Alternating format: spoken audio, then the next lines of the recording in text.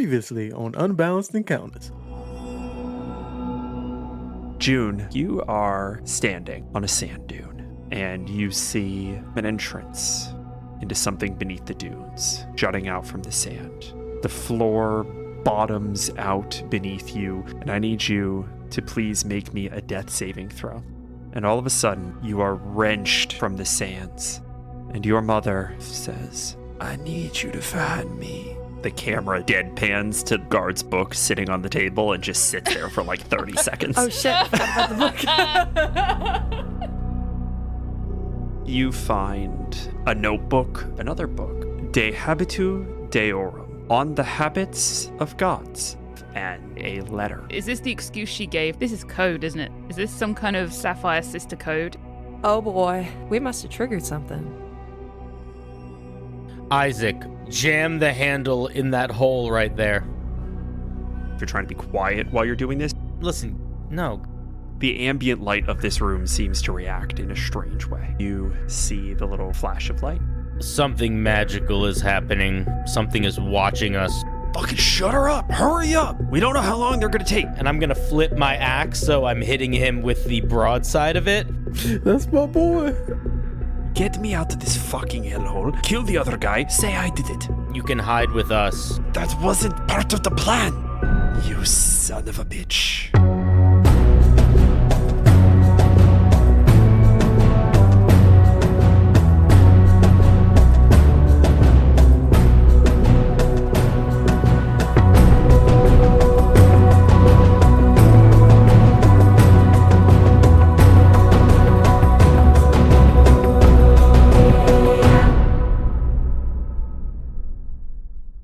Hello, one and all, and welcome to another episode of Unbalanced Encounters, the only show that dares to ask, if you can't trust your own dismembered hostages, who can you trust? I'm your host, Patrick Perini. Say hi, everybody. Hello. Hi. Hello. Greetings. Howdy. No one said trust was involved in this transaction. No I one trust said everyone that. we've met so far. Jesus Christ. We have a lot sort of happening at the moment. So I would like to take a second and just sort of briefly refresh where we left the action in the last episode. The party had split. We had Isaac and Guard in one group, Harissa and June in another. Harissa and June had snuck into the gubernatorial archives that sort of double as Grand Matron Riley Trent's office, absconded with several missives, and discovered that that room was booby-trapped with the same paralytic darts from your fight in Beetleback. While Isaac and Guard made the circuitous route around this fortress to eventually get down to the dungeon, where they discovered that the two guards that had been charged with protecting, heavy air quotes, the prisoners that you brought back from Beetleback, the assassin that tried to kill himself with cyanide, and Rami Waldeck, the elephant driver that Guard dismembered, they were being attacked by those guards.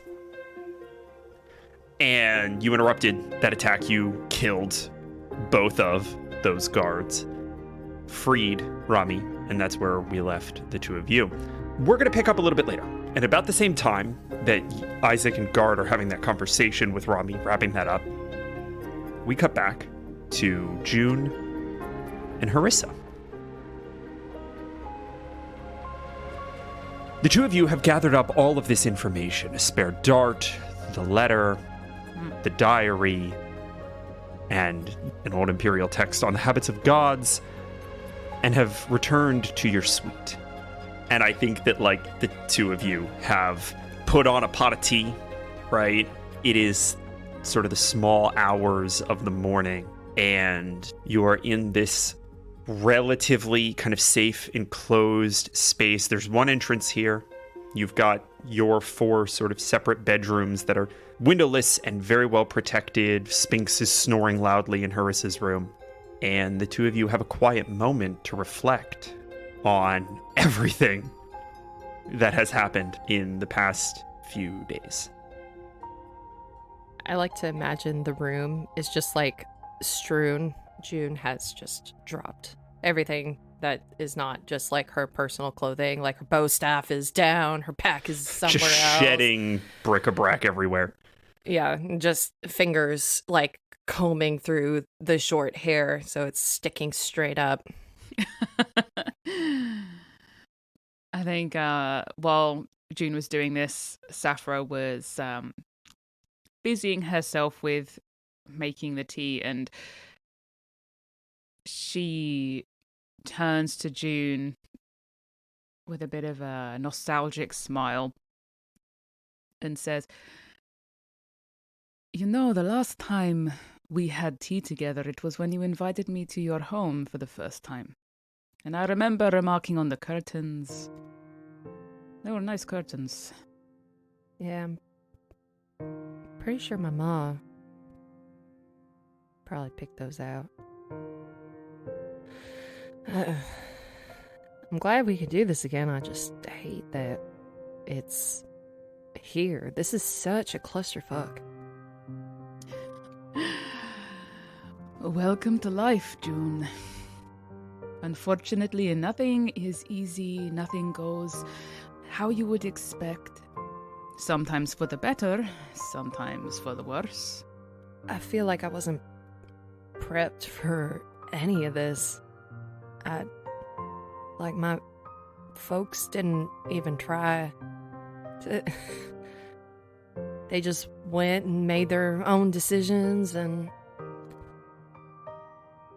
Mama's left me with all of this shit. It makes no sense. I don't feel like I was prepped for this life. I'm just kind of milling around about it, so I'm glad that I have friends like you to help me with this, because I don't think I'd believe any of it or know where to start.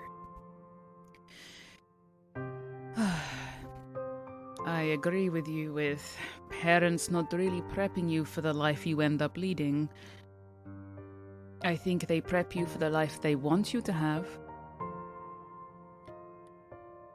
And my parents, like yours, did a number on me, I tell you that. And a part of me hates them for that. And I will resent them for a long time for treating me the way they did and making me think the way I do now as an adult. And the other half of me, the one that wants to forgive them, tries to remember that they were doing it with the best intentions. They were doing what they knew how to do, what they were taught, things like this. Doesn't make it any better, but it helps me understand. But the thing that I do now is take those lessons and use them in my own way. Use them to forge my own experience and my own lessons and learn things for myself. Which is what you need to do now, June. Now you have basically left the nest. They may not have taught you how to fly, but you have it in you already. Yeah, they just kind of hope that everybody else would kind of throw me up in the air, tell me how to flap. I think it is on each of us to get on that branch and throw ourselves into the wind. No one can be expected to do that for us. And this is you. You are standing on that branch now, ready to fly. And you're ready. It's scary, but you're ready. I feel like the branch is breaking. All the more reason to open your wings, my dear. Can I ask you something? Sure, I am starting to sound more and more like my grandmother, so now is the time, if there ever was one. And she's sipping on her tea. I know you've talked about your grandmother a bit, but I haven't heard you talk much about your parents until recently. Your dad seems like a real piece of work. You don't seem too at ease when he's around. Is it okay if I ask you, like, what was it like growing up with them? Saphra takes a deep breath and stares into her tea for a moment, sort of swirling the cup around a bit while she thinks about this. Like you, I have grown disappointed in my parents, but I think for me it started at a much younger age. But I grew up with unreachable expectations. Oh, that's how it felt at the time. Nothing I did was good enough. No matter how hard I tried, I could never be the gleaming daughter they wanted. I tried. My mother would constantly ask for more. Nothing was good. No matter what I did, it was a mistake. It was wrong. And my father, he said nothing. And I think, in a way, that was just as bad. And my Grammy Rosa, she was the only one who would tell me that I was still special.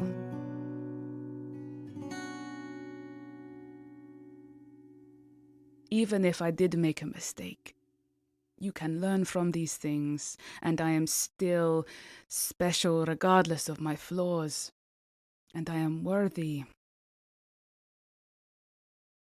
I still struggle to believe these things now, but yes. So when I was old enough to spread my wings, or maybe perhaps not old enough but did it anyway, I leaped from that branch.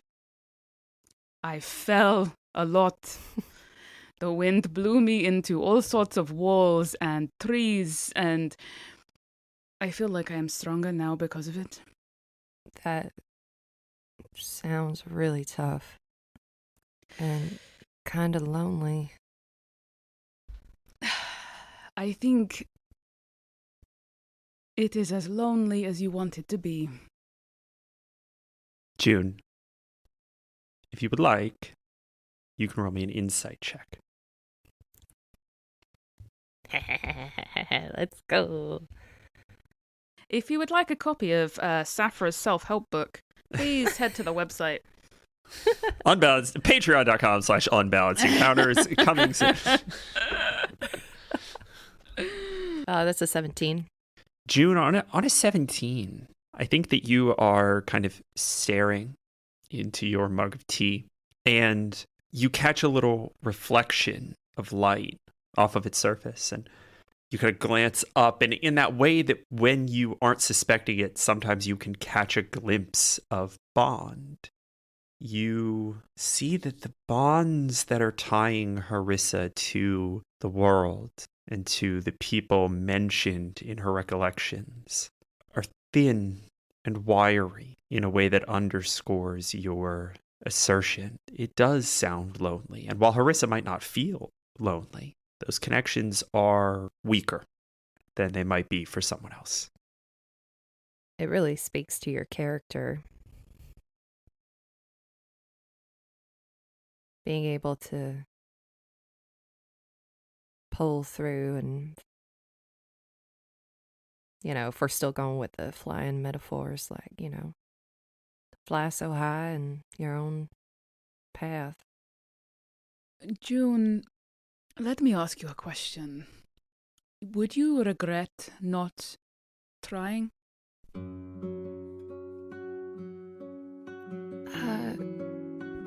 Maybe not right away.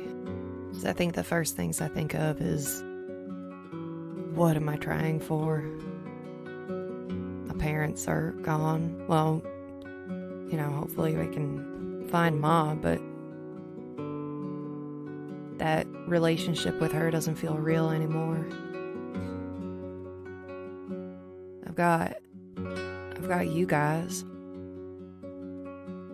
And I love you all very much. Closest thing to family that I've got. But it's easy for me to question at first, like, why even try? But then I think about who I don't want to be and the situation that I don't want to put the people in that I love in. And how much I want to protect them and do my best for them. There is no other choice. I have to try. Girl, I want to come over there and smack you upside the head. You do not do this for others. You learn to fly for you. Because you want to see the world from a better perspective. You do not do it for other people. Would you regret not doing this for you?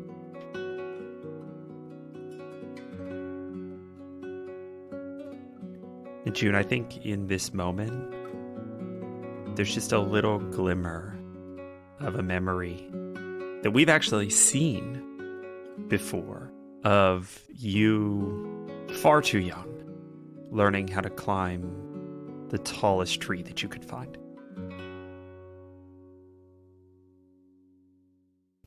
Yeah. I'm not entirely sure what I want for me. I know that there are things that make me happy, that bring me joy. And I think there's just been so much hurt that has kind of shrouded that. And that's why I think we need to find Mama.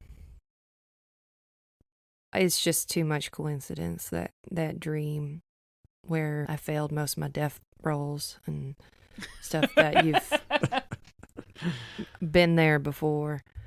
I want to sort this out. I want to see her. And I'm so scared to see her. At that moment, you all hear as guard kicks the door in. We barge in. And Guard and Isaac storm back into their suite, smuggling a harried, one-armed elephant driver into the room. I'm going. Jesus, get your hands off of me. Good job, What God. the Good job. Closes the door and locks it. Fuck. He locks it. What is... We have to be secret and quiet. You know, you ladies maybe should lock the door when you're going to be having clandestine conversations in the room. How long have you been eavesdropping at the door, you creep? Yeah. We don't have time to eavesdrop. What are you talking about? Yeah, No, who you the heard nothing. It's fine. we didn't Who the hear fuck anything. is this? June's gonna grab her bow staff I- and point it at the lady. Listen, it's a nice stick. I appreciate the craftsmanship. Please don't kill me. She's fine. What do you mean she's fine? Who? I mean, look at me. I'm fine. Yeah, alright. Isaac? This is the elephant driver that tried to attack all of us. Yeah. That's what I thought. I have a name. I mean, common courtesy. Come on. Isaac. Anyways, Safra is already pissed off because her tea has spilt on herself from having jumped when they barged in the door. So she's just like, I need answers like right now. And she's just like glaring at Isaac. Like, what? Hey, listen, boss, you're in charge. Go ahead and tell him what the plan is. Boss. boss. Anyways, we got a lead on some nonsense going on within the city.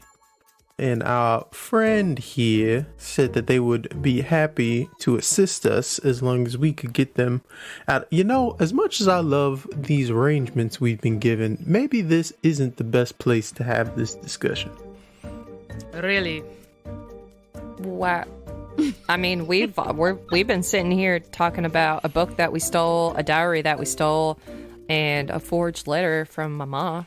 Yeah, but this person is supposed to, well, apparently has already had one assassination attempt on them in the past hour.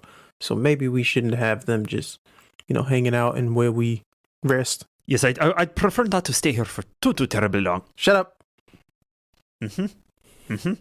Let me get this straight. When you went down there to interrogate, speak to, someone was trying to kill her? Yes. Nearly succeeded too, my dad. Yes, so, there are possibly individuals that we thought were allies that aren't allies, and, speaking certain words in certain arenas isn't the best. Does Hank know that you grabbed her? No. And he should not find out. That would be really bad. Did you kill people? Did we kill people? We maybe killed 1 or 2 people, those guards. But the guards were bad guys. I killed 2 people, remember? That's the whole point of the thing. Oh, right. They're not going to believe that you did it with these 2. Oh my God. The plan was that these 2 would let me go right about now, and I would claim that I simply killed both of the guards and escaped. No, we never put a time limit on this. Nice try. All right, so... Was that not the plan? No, the plan was to get this person, he just refuses to say her name at this point, that's a joke, to their elephant in exchange for information about what had been going on with the attack on us. And I would really appreciate my end of the bargain right about now. We might have an idea about that too, Arissa. I think Saphira is just sort of just quietly listening to everything, and you can kind of see her eyes darting backwards and forwards as she's kind of like processing all of the kind of information and deciding what to do next. We need to leave right now, because everything we have found, while you 2 have found strays, we are not safe here. No one is safe here. We have to get out of the city, and then we can bargain whatever it was that was bargained. But you could get me to my elephant, and I could be on my way. we will do that once we're out of the city. I have a better idea that is actually the complete opposite of leaving the city. Isaac? Follow me. And he just turns, unlocks the door, and you go to unlock the door, and we cut. Oh, Enchanté. Oh, we're all gonna die. Enchanté. Just a few moments after Guard and Isaac circumvented Alistair Wayne and his compatriots in the center courtyard, Alistair bids a good evening to both of the men that he was with. Looks left, looks right, steps into the hall. Bumps into the shoulder of Quan Axtrummer.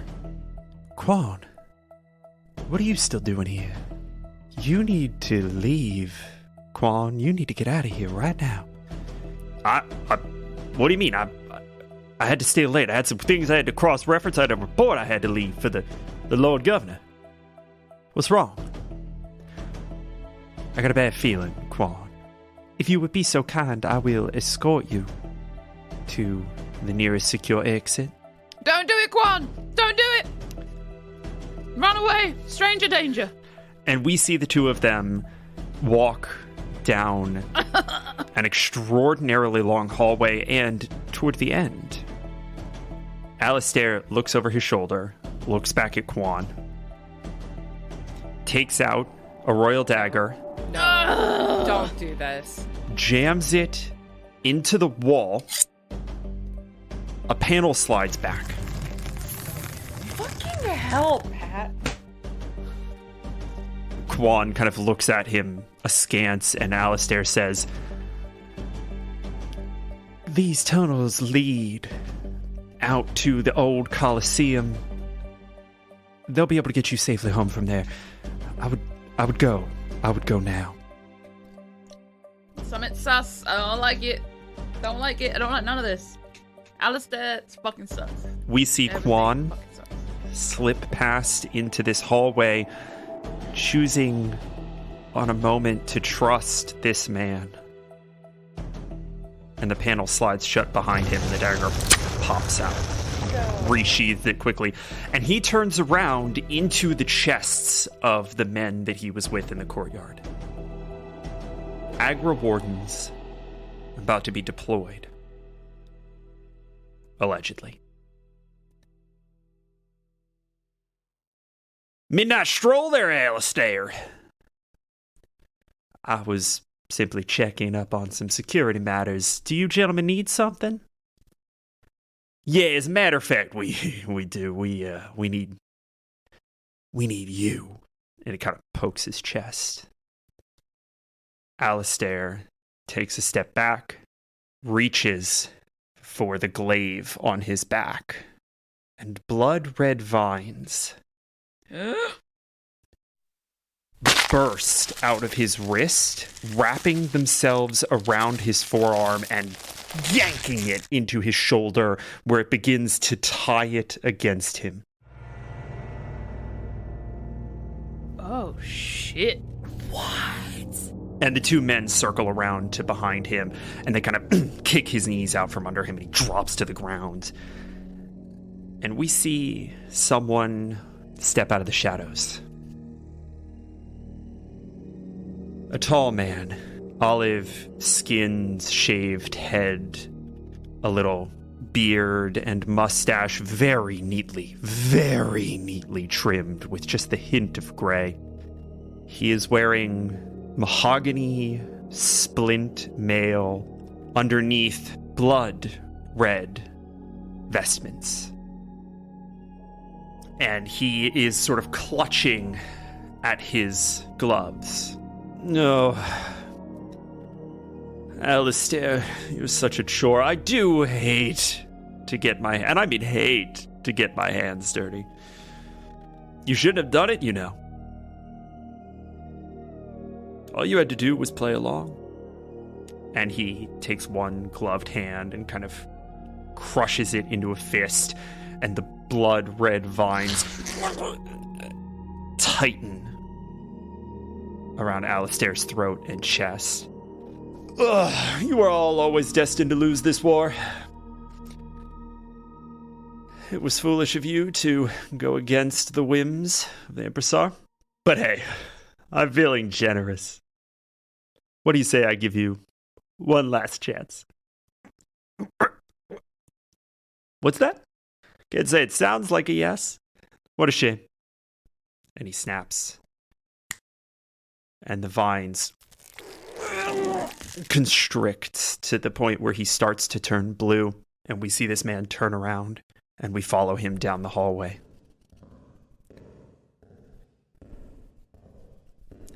And we hear the echoes of boots clacking against sandstone cobbles as he reaches the end of the hallway, looks left, looks right, seemingly trying to get his bearings, remember where he needs to go. He turns right, and he sees one of the fountains is on. Uh-oh. Ah, that must have been what they were doing. Well, that explains the notice. So careless. So impossibly careless. Gracious, I thought this was going to be a little bit more difficult. All right, well, off we go. And he begins to move clockwise down the hall, around the corner, and he reaches the fountain that was under construction, the one immediately outside of your suite. Oh, fuck. God damn! I'm about to have a fucking aneurysm. And he goes to reach for the door, and we cut back. And Isaac, as you open the door, you see Haris Al-Zaroon with a face as white as a fucking sheet. Isaac, what are you doing awake? Well, you know, I was planning on taking a midnight stroll. Get in the room right now. Now we go back. We were just leaving. And he slips in, and the door shuts, and he says, Lock that. Good call. And he locks the door. You were just leaving. That's good. That's serendipitous. That's you have a prisoner in here. Okay. Are you all okay? Are you all accounted for? Yes. Yes. But this must be a lot worse than I just put together that it was. Yes. I have no idea what you're talking about, but we've had several wardens go missing. One of my men is dead. I am not sure what is about to happen, but I do not think that it is going to be good. Harissa, your brothers have been tasked with getting the Lord Governor and the Grand Matron to a safe house. Okay. I don't trust them. With your My brothers? No, obviously. Guard slowly turns and looks at both of you guys silently, like, really? Like, Listen, I'm glad I'm not the only one who had that thought. Okay. The Grand Matron and the Lord Governor. I do not know if they are participant in this conspiracy. I do not know what is happening in this moment, but things are not going well, and neither of them are prioritizing the Elder God. Well, I am not sure about Hank. He may just be a pawn, he may just be manipulated, but Trent, we have some pretty damning evidence we found this evening, didn't we, June? Collect all of your things. We need to leave here in a matter of minutes. I assume a place this important would have a secret exit. You see just the slightest little grin tug on the corner of your father's face. It does indeed. Aww. He's like, my baby girl's all grown up. There is a panel by the water entrance, and you guys look up and you see that there is, kind of one of those water features that brings fresh water into the room in this little diverted kind of channel. And he says, that brick there, use this. And he pulls out an royal dagger and hands it to Harissa. That is the key. It will open up a panel that will lead to a series of tunnels. Isaac, you should be familiar with these tunnels. Yes, of course. Mm-hmm. Insight check. On whom? On Isaac. Okay. I feel bad for doubting Alistair now, Oh, so No, sorry. that's a 6. Isaac probably does know. I mean, Yeah. Genuinely, Man, June, I think Isaac's so smart. I think on a 6, you're like, why is Isaac addressing this like he doesn't know? Like, why does it sound sarcastic? Like, he So clever. he does genuinely know about these songs. He's been reading that book too much. That's what it Right. is. Keep them on their toes at all times. I will escort you all as far as the edge of this compound, and then I will go to the safe house with your brothers. All right. Spinks! 5 minutes. Hurry up. I'm gonna look to Rami. Is there anything you need before we make our escape? I genuinely just want out of here. Get me to my elephant, and I'll be out of your hair. No problem. Bing, bang, boom. Okay. I'm gonna pick her up and put her on my shoulders.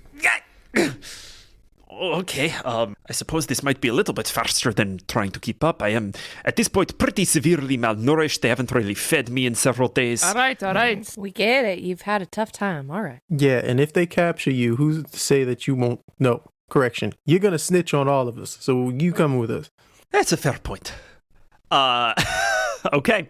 Could I get, please, a group survival check? We're gonna say that this is a relatively low DC. We're gonna say that if you all pass a DC 12 on a group survival check, so we need 2 of you to beat a 12, then you're gonna get away before whomever the fuck that guy in the red vestments was shows up at your door. I got a 12. Okay, I mean, there's one. I got 16. I got There's a 22. There's 3. You all slip into this corridor, and Haris Alzarun does a final sweep of the room, just ensuring that all of your personal belongings are out of the way, and he manages to kind of reach down and pick up. June, I think actually you specifically forgot like a completely mundane thing. What would June have left behind? What little piece of nothing would she have left behind? One of her zines. We see Stop.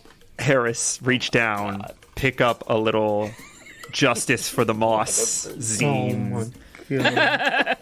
tuck it into his jerkin, She would definitely have so many zines. Oh my god. And he steps up to the panel behind you all, grabs the dagger, pulls it out, and slips into the hall, and the lights disappear. I think I have dark vision.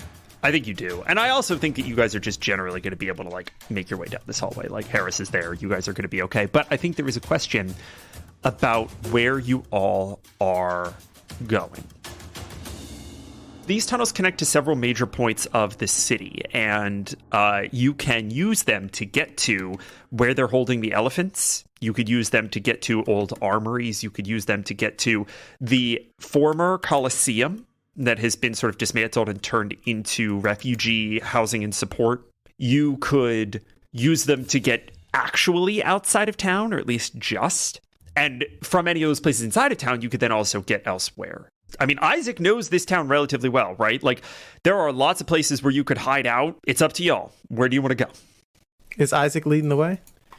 Yeah, I mean, I think you have support from Harris, who can navigate these immediate tunnels a little bit better, but you're setting the general direction. Okay, Isaac hasn't used these tunnels in years, and there's one main route that he used them for that he would go to. Probably trying to find a way out, but he's using a specific one that him and Dale used very often. Okay, I know which one this is. Okay. We see you all make it to sort of the edge of this fortress, and everyone, I think, but Harissa and Harris sort of push forward, and Harris says, "This is where I must leave you. Safra." Thank you for coming. Of course. I'm so glad I made it on time. I feel like we've been back in each other's company for less than a month, and it's just been nothing but close fucking call after close fucking call. It's getting a little tiresome. Yes, it doesn't rain, it pours, huh? Not in the desert, huh? I think Safra is going to, you know how when you kind of like grab someone's like wrist in like a handshake, like a firm sort of like that? I think she there's no way in hell she's going to hug her father at this moment, but I think that's the most she can do as a sort of a sign of like thank you, and a sort of, you know what I mean. It's about as awkward as that explanation. Hell yeah. Yeah, exactly. Listen, we don't show emotion. We don't. Oh my god. I know that you will be okay. Take care of the others. They're going to need your help. Just make sure those stupid brothers of mine don't get killed, okay? They're going to need my help, so off we go. And he turns in the darkness and walks away. All right. Zephyr catches up with the group, ready to be wherever Isaac has led us today. You all walk for a while, and I think that we see Isaac stumbling through 25-year-old memories. To the left, to the right. This way. There's occasionally a moment of doubling back, and at one point you all seem to find yourself in what all of a sudden kind of becomes like a sewer system. Like you've moved out of a tunnel and you take like a left turn, and you're on a very narrow path with a channel in between where there's running water for whatever reason. And you all make your way down these corridors for what feels like a while, maybe an hour. And when you see light coming in from the grates above your head, your immediate impulse is, oh, it's morning. We've been scheming and plotting and walking all night long. Then you start to hear cheering. Yeah, we're on the right track, guys. Isaac, where are we going? Civilization. Oy. You get closer to this particular grate. You see that there's a ladder going up to it. Isaac, as you're climbing, you notice that this ladder still is just coated in the rust of dried blood. Ugh. That irony smell. Y'all smell it? Y'all smell that irony smell? I'm coming, baby. He's just climbing. Suffers is like, civilization, Isaac? Ugh. And the five of you breach into a corner of a basement room, artificially lit, filled with people, at what must be the world's best advertised secret fight club, the underground of the Dark Abyss.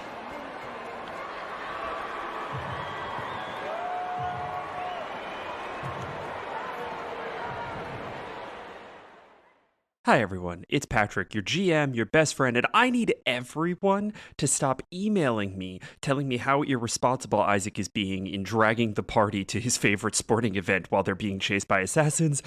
I know. I agree with you. I understand.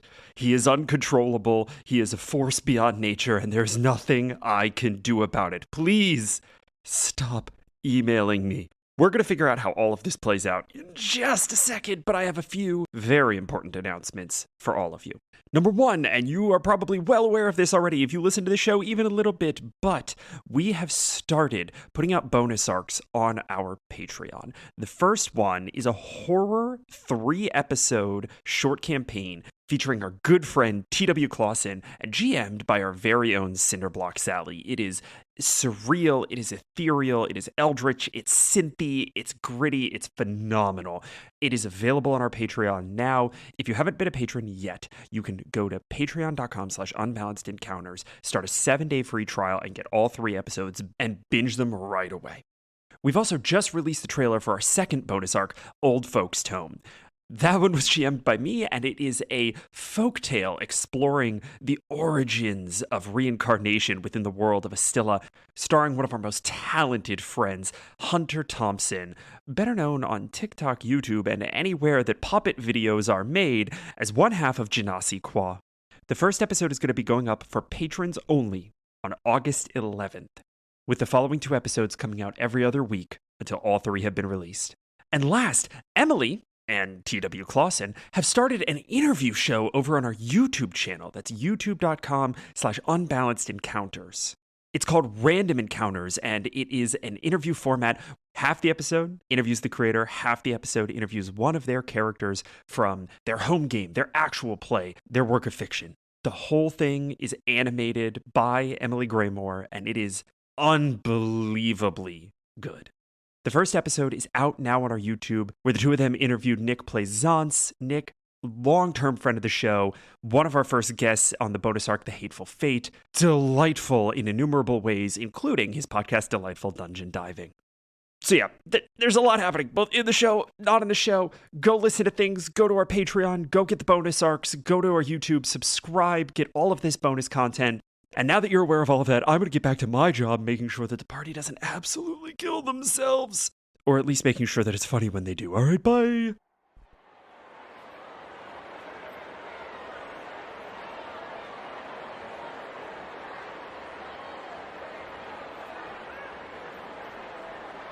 Good morning, ladies and gentlemen, and welcome to our day-long team deathmatch here at the underground beneath the Dark Abyss.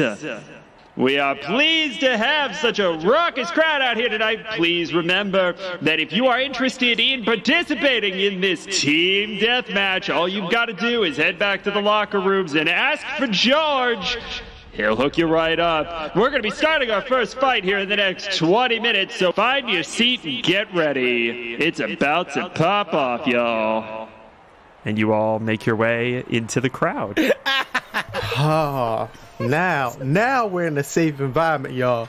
And Isaac, the first person he walks by that he sees has a beer, snatches it from their hands. Sleight of hand. No, not that. He's just forcefully gonna take it. Athletics. Okay. You're rolling something, damn it. 21. Yeah. Oh, my beer. And then just with his tusk just pops off the cap and starts drinking. This is it. this. We made it, y'all. Oh, look, the fights here. The fights are true fights. I haven't seen a true fight in so long. Oh, okay. We'll just hang out here, hang low for a little while, and then we'll get Ramen to the elephant, and we'll head up north. Everything will be fine. Look, this is our time to finally have some true rest and relaxation. Aren't y'all excited?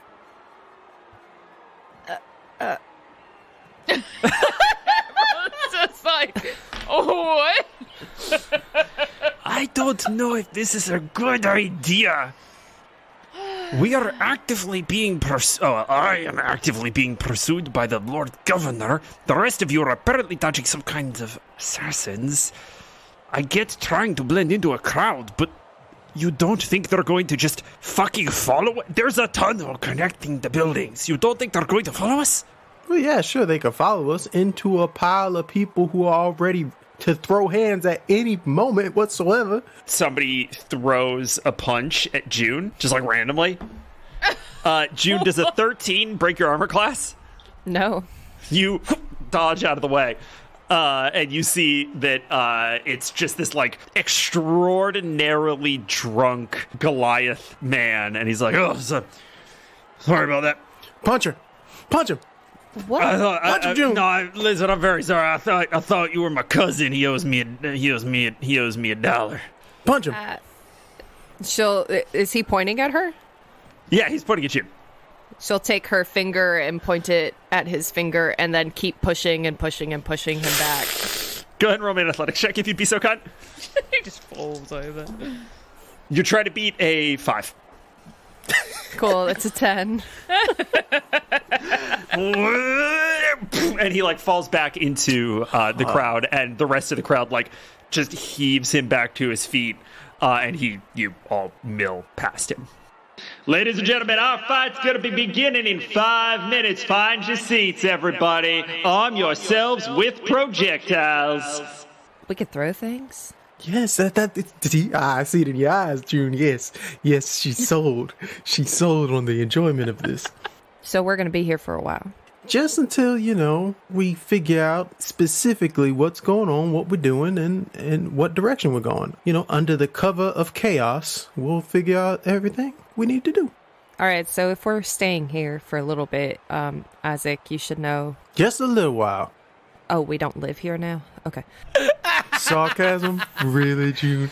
Seems a little bit beneath you. Just so you know, I had a dream about Mama. Oh? Yeah, we're gonna need, once we get out of here, both Horace and I have a lot to tell you guys. Oh, well, I'm sorry. Maybe we should. This was a bad idea. All right, ladies and gentlemen, we are starting our first fight. Please make sure that your asses are in their seats. It's our. I mean, we have to get out of there. So, do we have to sit down? Oh, well, yeah, because if you stand up, you're more of a target for people throwing things. So we should probably find a spot. And at this point, the crowd hushes as we hear a bell. Ladies and gentlemen, please welcome your first intramural team deathmatch contestants.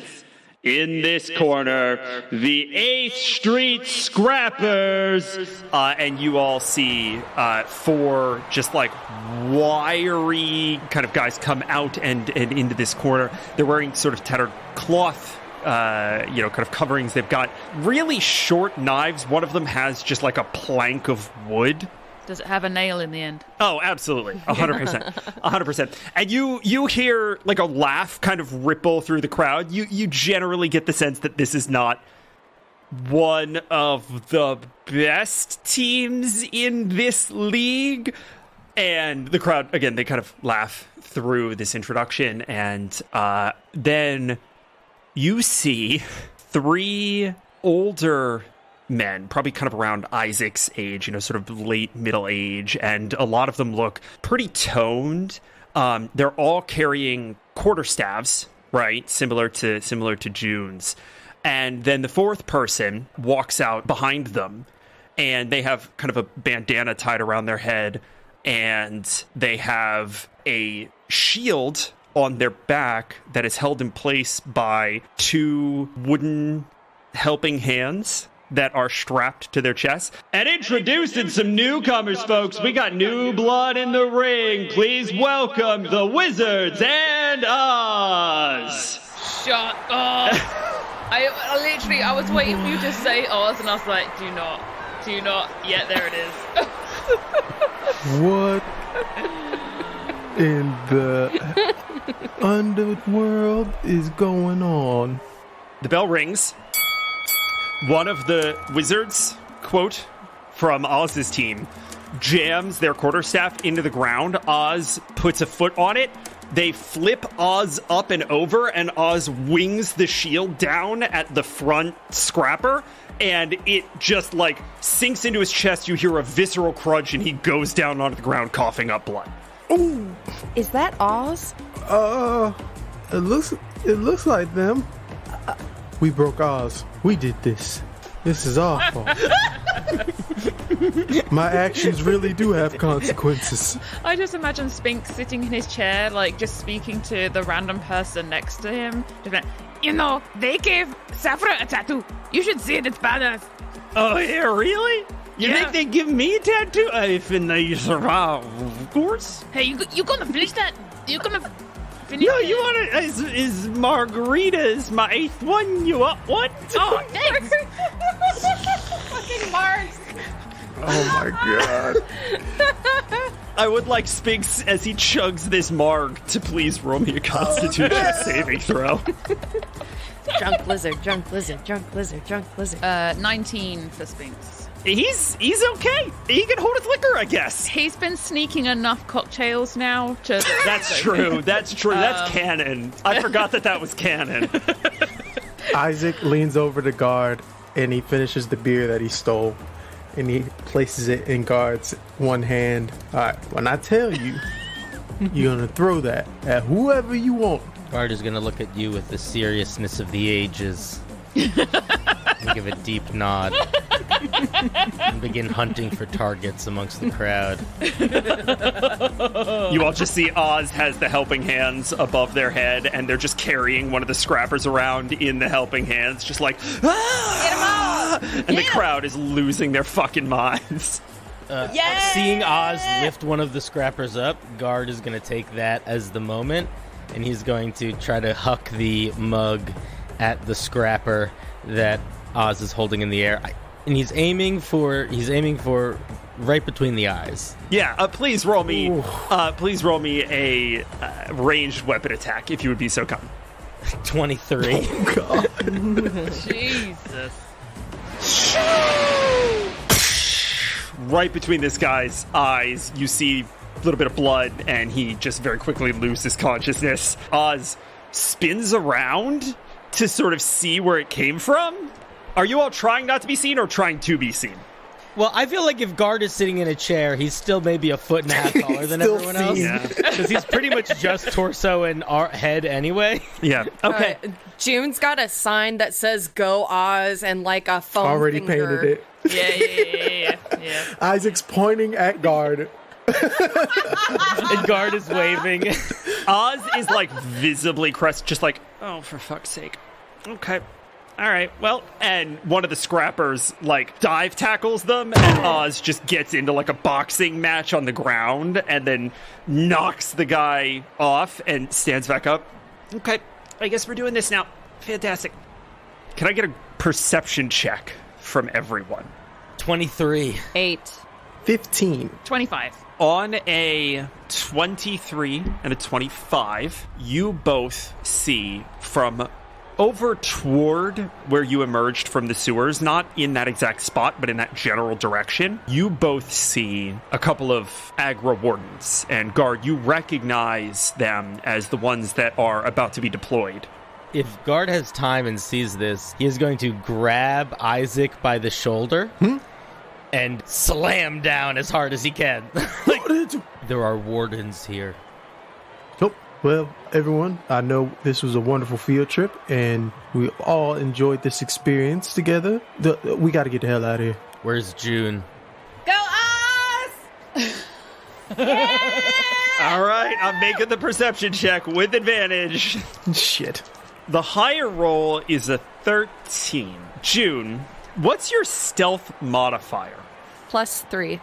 Have those two guards explicitly seen June before? Yeah, yes. I don't know that they know June well. They never had a conversation with her, but like you all were being shuffled from sort of one room to the next in your first introduction to the palace before you got into the war meeting. And you were visible. It's known who you are. Okay. But that is enough of a good argument that I'll let the tie go to the defender here. They don't see you yet. Can I also say as well, one of the reasons why Saphra has been quiet during this entire kind of shenanigans, she is at the back of the crowd. She's not with the others. So she had distanced herself and was kind of just like, because she was incensed that this was the place Isaac took them, and she didn't know what to say or how to deal with it. So the only thing she could think of to do was to basically perch up. Yeah, just kind of scan. You see the wardens, you see guard recognize the wardens, you see guard pull everyone but June down to like below head level. Your winners in this first match, the Wizards and Oz. Let's hear it for the newcomers, folks.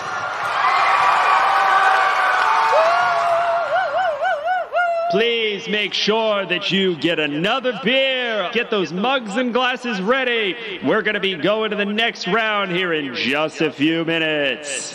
Hang on a second. I just want to ask a question here. Like, are wardens generally like, because they're kind of cops, are they kind of like allowed in this? Do people not like them being around?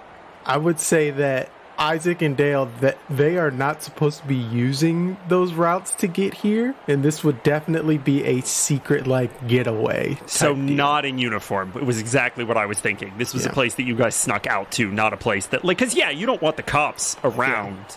Harissa, as you're trying to figure this out and the crowd sort of hushes at the end of the last fight, you see that these wardens are looking for something. And at that point, they spot June in celebration of Oz. Shit. I'm going to turn to, I don't know, the burly Goliath, the drunk one that was kind of around earlier. Sure, he's around now again. Why not? Yeah, just like, are those cops? Should they be here? Cops? Where are the cops? I don't see. Those two over there. I think they're cops. You are trying to instigate a riot? Yes, I am. Yes, I was hoping. Okay. This is all I dreamed about. We are going to treat this as a bit of a skill challenge. You all are going to need a certain number of successes in order to get out of here safely and unseen to where you want to go. And every time you rack up a failure, something bad is going to happen. And if you rack up enough failures, then you're going to fail overall.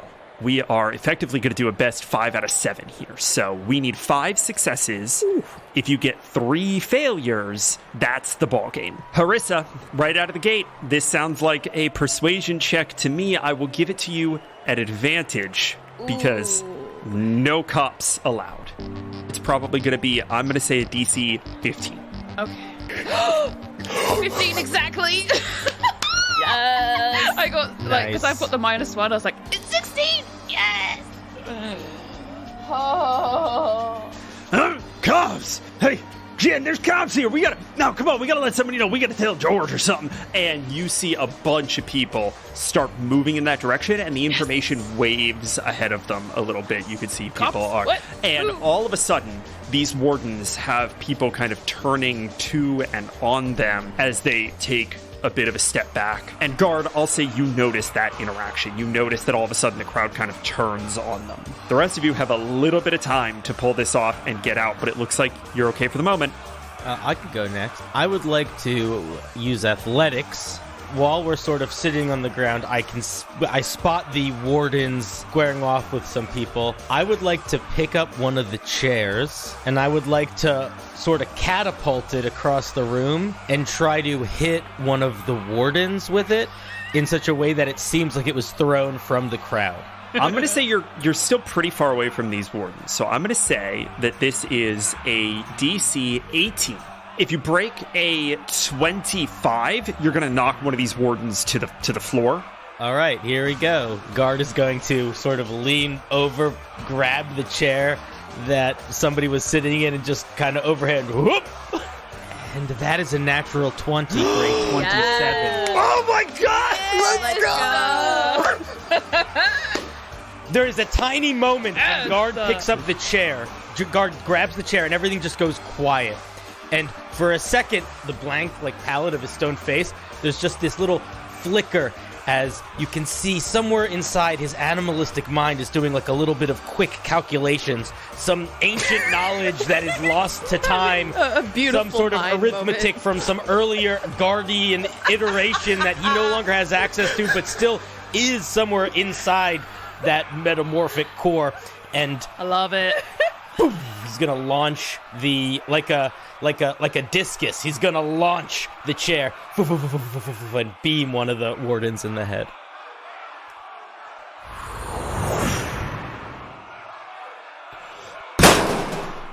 As this chair hits this man in the head, and it explodes into pieces, and he goes sprawling out on the ground, blood pooling by the gash in his forehead.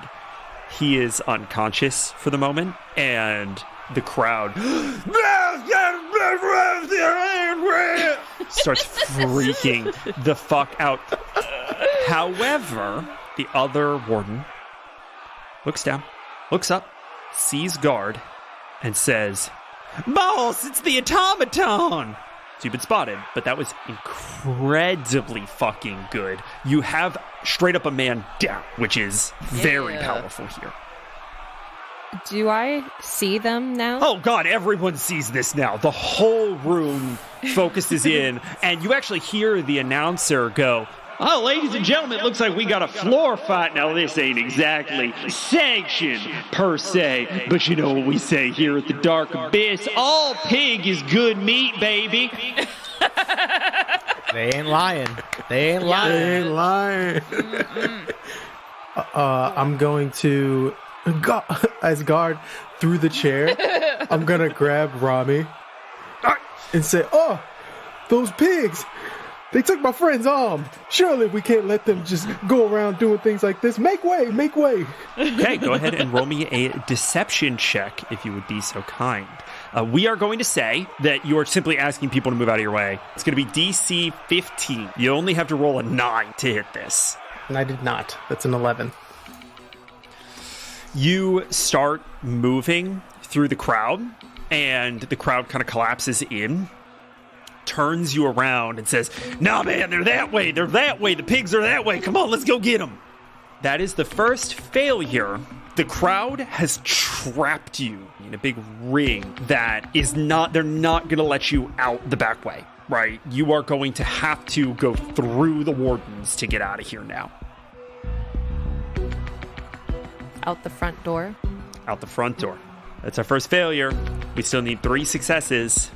I'm gonna look for some creatures scurrying amongst the floor. Rats. You see the occasional capybara, rushing kind of through in between people's legs. All right. I'm gonna reach into Isaac's pack, and I'm gonna pull out a ration. I'm gonna crumble it up in my hand.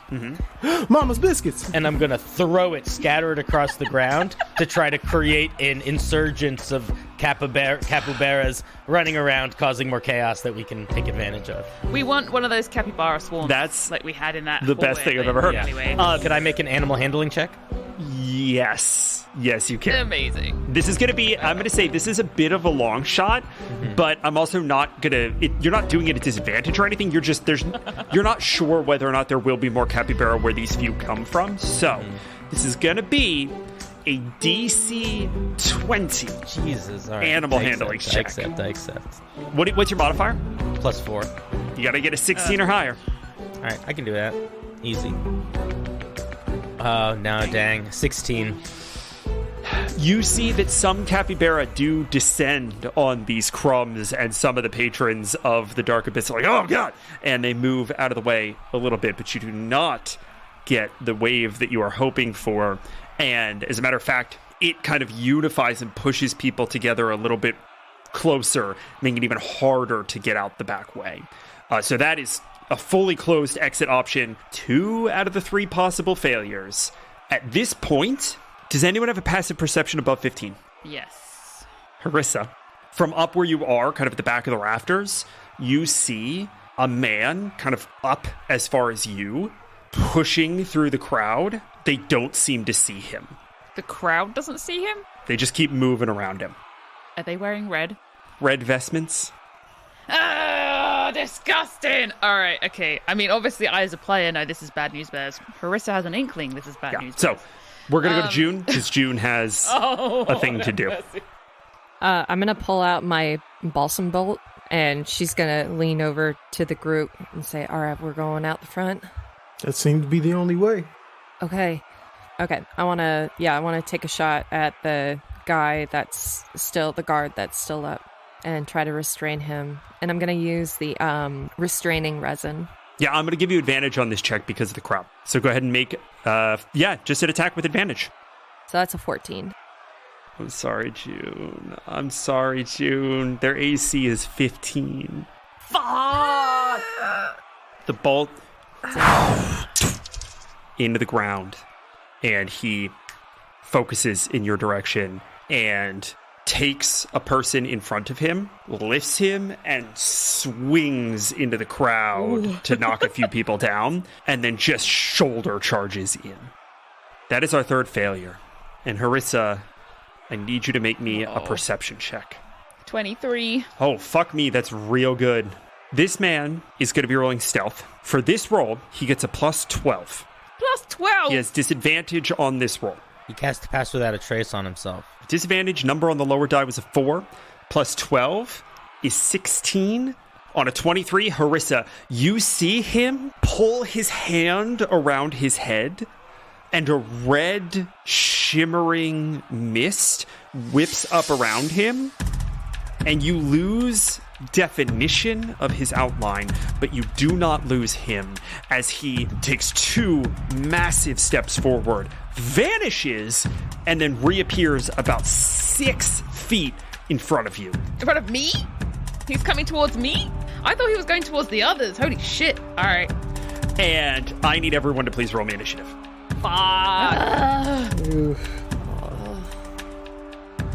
Oh, there's the natural 20. Fuck this game. All right, my friends.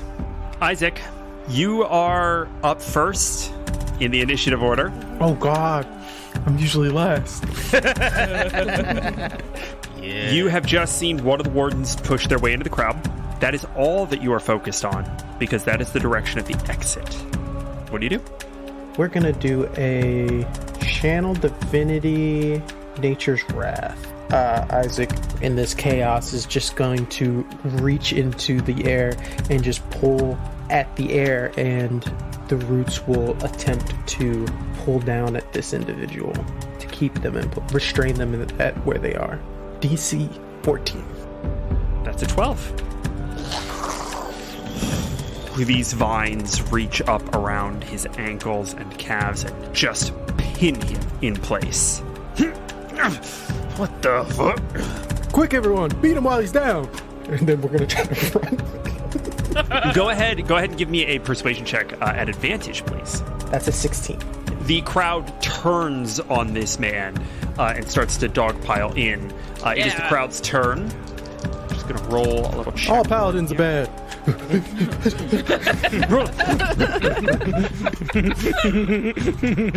The crowd starts beating on this guy, but they don't seem to be doing a ton at the moment. You see that they kind of collapse in, but in that way that a crowd can kind of get in its own way. Only a few punches are really landing in any meaningful way.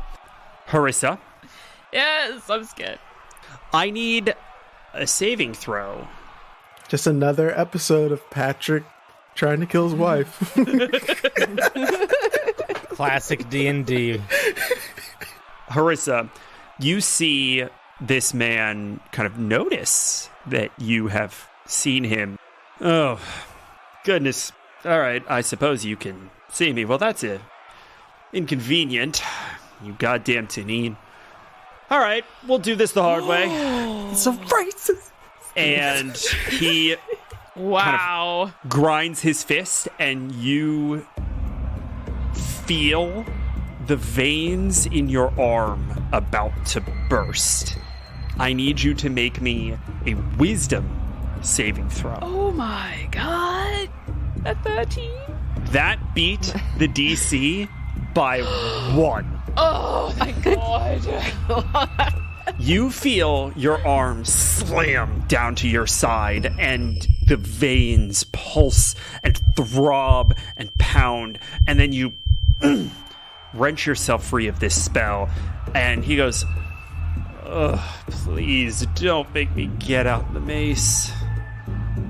I think in obviously like an element of shock as well. Just, damn, Tanine? Fuck this guy. She's going to pull one of the daggers out from her belt and just try and sort of like get past him, make a little stab on the way because she wants to try and get to the others, and I think he's in the path of that. Go ahead and make me a dagger attack. 17. That does not hit. A 17 doesn't hit. Oh no. Get it, man, beefy. Okay, you are going to take an opportunity attack. Does a 19 break your armor class? Yes, it does. Okay, you take 3 points of bludgeoning damage as his hand slams into your throat and you are stomped. Your movement speed is reduced to 0. He has that. I really do hate to leave loose ends. That's movement, action, bonus action? I would like Spinks. I don't think he quite knows what's happening with Harissa right now, so I don't want to metagame that. I would like him to rip a bit of cloth off of someone nearby. Done. Stick it in a bottle. The chaos. Oh my god. Done. Let's go. Done. Done. Done. And say to the guy who gave him the marg, "Hey, you want to see a trick?" Hell yeah, brother. He's going to light it on fire and then toss it into the crowd. Amazing. Into the crowd? Into the crowd? Yes. That's what she said. Yes, let's fucking go. The chaos. I need to just run. Towards the policeman. I need to just... Okay, well, I'm going to ask you which one in a second here, but right here I need to just inject the fucking Brennan Lee Mulligan quote of Emily is perhaps one of the greatest D&D players of all time, but she was also sent from hell to kill me. He's not particularly aiming, but just in the vague direction. That's so funny. Oh, they automatically fail dex saves because they're restrained and unconscious. So if you would be so kind as to please roll me, we're going to say this is as per Alchemist Fire. So go ahead and roll a d6. It's a 6 as well. From Spinks' perspective, you just hear absolute uproarious chaos. All right, June, it's your turn. June's gonna watch Mr. Spinks in absolute awe. You're like, damn. And then she's gonna look around to Harissa to be like, did you see that? And not notice Harissa. You can find Harissa. You glance. You find Harissa. Yes, there's no way that you're missing her. She's very conspicuous. I do need you to roll me a perception check, though. It's 19. A 19 does that. You see this man hand on Harissa's throat. Whoa, dude. At the bar? Whoa, dude. Whoa, man. I'll tap the others and point, and then I want to use my movement to get to that guy, get behind him, and smack him over the head with my quarterstaff two-handed. That's a 22. That hits. Yay. All right, and I also want to do a stunning strike. Con save? That's a 10. Nice. Yes. On the Huge. Okay, go ahead and roll damage. It's 11. Okay. Do you want to take another swing? I want to go for his arm. Yeah, to get it off Harissa. You're going to get advantage because he's stunned. Okay, so 18. An 18 just hits. 5 points of damage. Okay, 5 dammies. 5 dammies. And then I would very much like to hit him with a flurry of blows. You get advantage on all of these. Dang. Okay. 21. That hits. That's 5. That second one, it's a nat 20.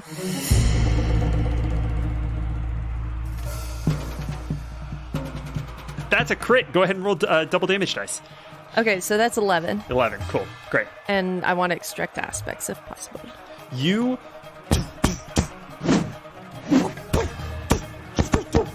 beat the ever-loving shit out of this guy, dealing approximately Get off my girl!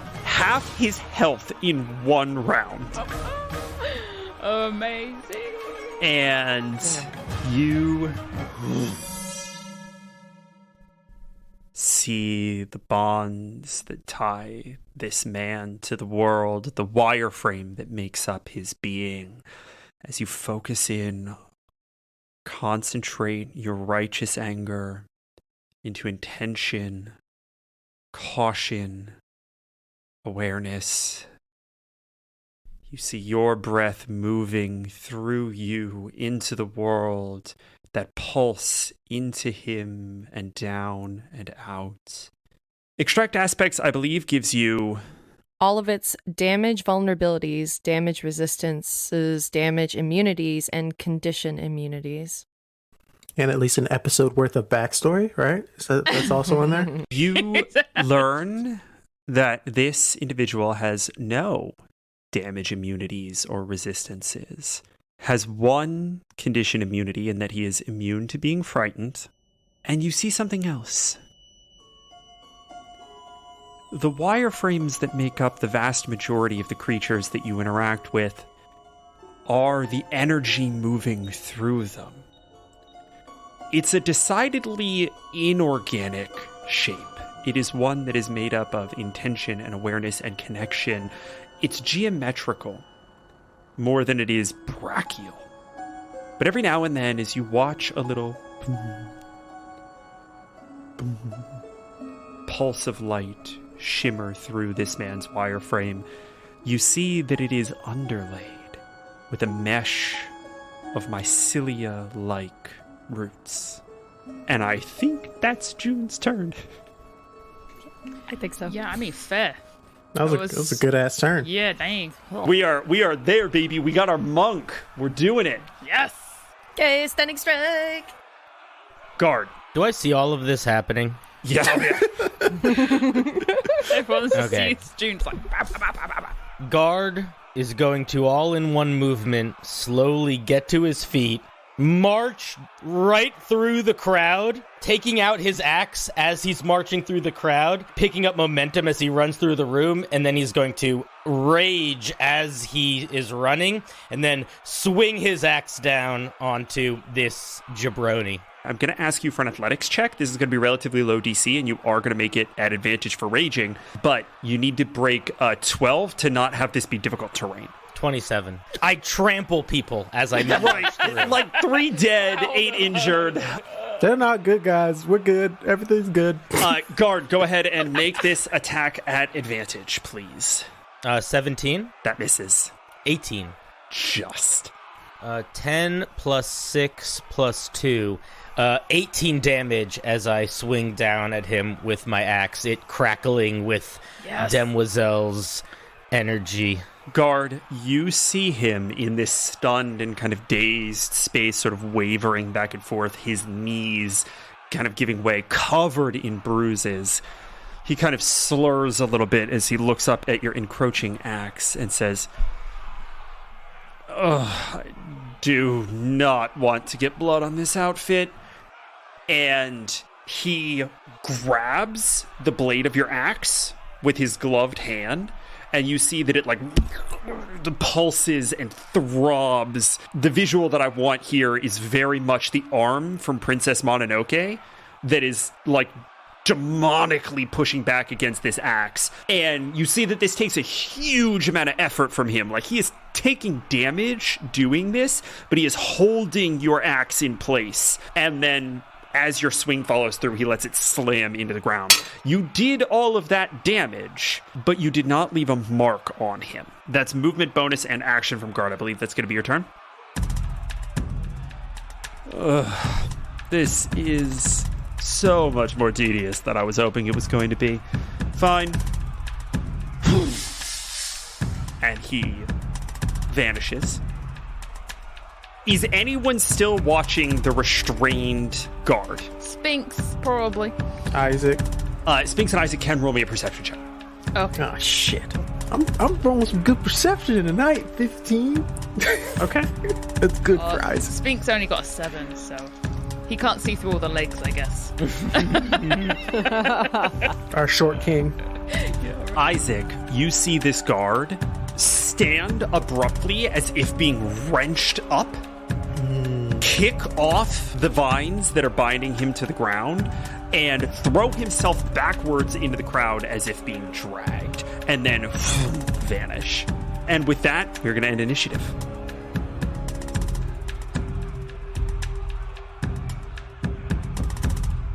And at this point, Isaac, from kind of behind you, you hear, Isaac, what the hell are you doing here? What the fuck is going on? Hey! Hi. I didn't know you could scrap like that with the bobbing and weaving. Look at you, dude. Listen, old habits die hard. I had to put myself through university somehow, yeah? Can we That figure makes out sense. what the fuck is going on?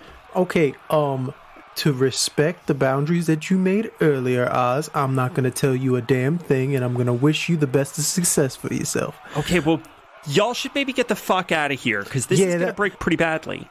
That was good. The plan. I just got to get our rides ready. CJ, do you mind? And he's talking out loud, even though it's telepathically that he can do this. Oh God, here we go again. Oh no, CJ, Lord. if you could bring the Colonel with you and get to my location, we're gonna have to do a drive-by of sorts. If you be so kind, I can speak to him. It says a mile radius. Yeah, you sure? In the stables. Why not? 100%. All right, Chief, I'll be there in a moment. Let's go for a 5-star, yeah? A 5, what? Okay, whatever. Isaac, I don't know what you're doing a whole bit with yourself here right now. Spinks, good to see you. Hi. Do you guys need help getting out of here? By the champion of the Dark Abyss, of course. Lord. It would be an honor. Yeah, if you could not mention this to anyone, I'd really appreciate it. Let's get out of here. My lips are sealed. When have I been the one to tell a secret? Oz is like reorienting these new double kind of helping hands into like a wedge shape. And they just start bulldozing their way through the crowd, like parting them around the wedge of these helping hands. By the way, where's Harissa and June? Where's Guard? I think they're just handling business back there. You know them. Always running off on adventures and whatnot. Oh, Lord. The three of you, we're going to cut back to the three of you, see Isaac starting to make his way through the dense crowd back toward the back wall of this room. I think I'm catching my breath. And I'm going to pick up Harissa, who's clearly very much out of breath. Up you go. What? She's just like, oh, hi. To like the other girl on the other shoulder. You right? This has been the whole hell of an evening. Do you guys always do things quite this chaotically? Yes. Yeah. Oh boy. That elephant. We need to see a man about an elephant as soon as is humanly possible. I haven't heard that one before. And you all close in behind Oz and make your way to the back room where Oz throws open a locker room door. All right, everybody, get in. Come on. I think Spinks is feeling a bit guilty. They're like, don't tell anybody about me. And Spinks is like, because he told like everyone who would listen, like, oh yeah, that's Oz. Gave the tattoos. And it was like, oh. That's so funny. That's oh my god. It was like, no. oh hey, is that the person who gave the tattoo, like the tattoo artist? So That's great. funny. All right, now that you've all been making jokes at my expense, can we get in the room? Sorry. Oh, right. Sorry. And you all find yourselves in this locker space, and Oz points to, you know, those windows that are at the street level to let light into subterranean spaces that are like very small and they're set up at inches from the roof. Mm-hmm. Oz is like, that's going to be your best way out. You should just about fit. Guard. My arm will fit through that. Maybe. I hadn't thought about that. I can make a bigger hole. That honestly might be less conspicuous than trying to leave through the front. This window leads out to an alleyway. It's like 6:30 in the morning. Nobody should be out there. It should be relatively quiet. You can Punch the window, guard. do what you do, Guard. I believe in you. Isaac's already climbing through it. You got this, God. I'm just going to move on to it. Come on, Mr. Sphinx. Rami, cover your face. We'll help Rami up. Like Harissa and Rami will get up and out, and we'll pull her through. And we're waiting for you on the other side. June scampers through. I imagine that guard starts running for the window and everyone just jumps off. Incredible. Guard, are you trying to just like bust through this window, bust through this space? Okay, Yeah. go ahead and I'm literally just jumping out the window. please roll me an athletics check. But I'm not opening the window as I do it. I'm jumping through it. He is Kool-Aid Manning through this. Oh, yeah. Please roll me an athletics check. I'm going to give this to you an advantage because I think we're still within the tight time frame of rage. So, Okay. 17. yes. So I'm imagining that guard is like just starts sprinting, runs up at like a 45-degree angle, kind of like Superman punches through the window. Amazing. And as he comes out, he like hits a carriage that's like crossing the street, and the whole carriage just kind of goes. Utter 6 in the morning. chaos at 6:30 in the morning. It's I think we have to respect the tradition. I think that the cabbage purveyor is Oh, yeah. Cabbage purveyor. At it again. 6 in the morning.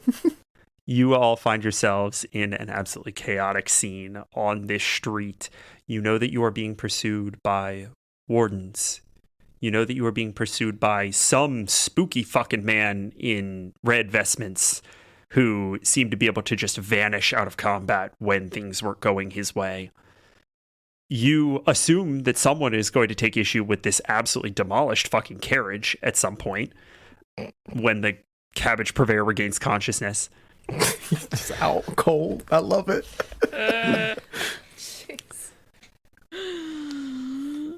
CJ pulls up into the alley. You see that the colonel is standing kind of on the main road. Speak with animals. Go for it. Colonel, I believe I have your compatriot with me. Oh, yes, sir. Quite. The driver woman, yes. Am I to retain her charge for the time being? Yes, sir. No, you do what you want. You're your own person, so you have all independence of the situation. Don't listen to anything that she says, and do what you please, or you can follow us along on our way to our fabulous journey. Incredible. You need to roll me. Is this persuasion or animal handling? I think it's persuasion. This is that's why I did speak with animals, so I could do persuasion. Yeah, I think it's persuasion. Okay, that's a 11. Yeah, I have to throw the No, that's curveball. fair. I have to honor the failure on Curve the die. it up, man. Curve it. Everybody loves a good curve. Well, if I'm free of my charges, this fine young boy has let me out of the stables. I do believe that I shall try to reunite with my clan. Thank you very much. I appreciate all of your services. Goodbye. And he storms away. Oh, without it? I feel like Isaac was shaking his trunk, like out of respect for him. Yeah. Salutes him, of course, because he's a higher rank than Isaac. And then as he starts walking away, he's like, "So, Isaac, what in the fuck was that about? you had a chance to hop on. I thought you were just gonna. I got the elephant here. Do you Why know didn't how you- to mount an elephant? It's not just a hop-on kind of process. I mean, when we were fighting, you did a lot of hopping all over the place, so I just assumed. And it wait, lost me my arm. This is true. Okay. I guess Isaac. I get you another elephant. There's tons of them everywhere. Another one. Jesus. It's like a hamster just died. All right. Get you another one. All It's right. fine. All right. New plan. Not only do you owe me a replacement mount, you owe me one of equal or greater value. There's no one that's equal. It's the colonel. We're gonna have to find a brigadier. Jesus. You're going to have to work this off. You understand that, Axstormer? Okay. And I am going to be with you until you fucking do. And she walks over to the riding bird that was towing this carriage, this cabbage carriage, and she kneels down, kind of gives it a couple pats on the head. Come on, wake up, come on. Up you get. I'm sorry, she's in a mood. I apologize. Cabbages! Nope, that's not your job anymore, boss. Still have to speak with animals. Yep. I was like,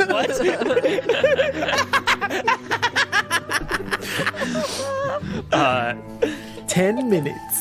And Rami kind of rolls her eyes in Isaac's direction and throws herself on this riding bird and just kind of collapses against its neck. Let's go. Off we get. And the riding bird starts hopping away. And Oz, before you all rush away, pushes something up through the window and says, I have an extra. Give it to her.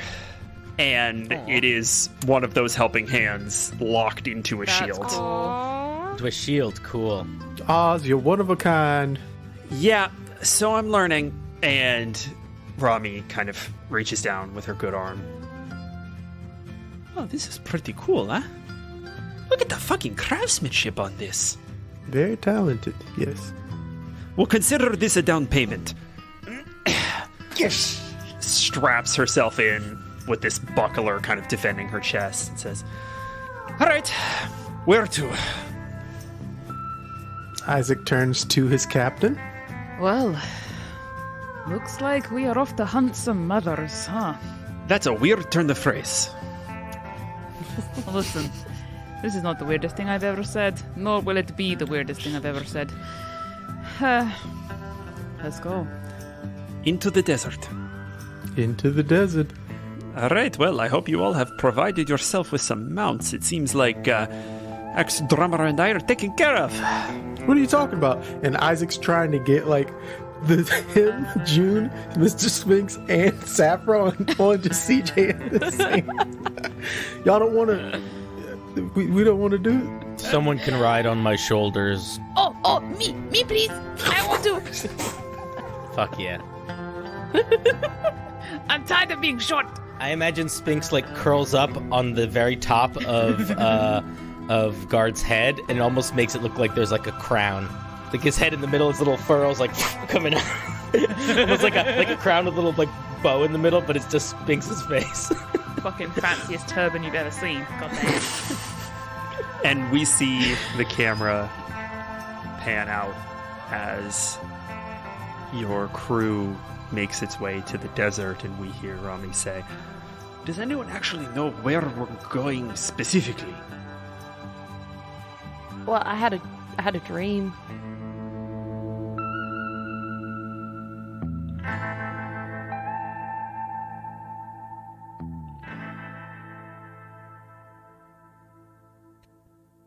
Hi, Sam Oliver here. We sure hope you enjoyed this episode of Unbalanced Encounters.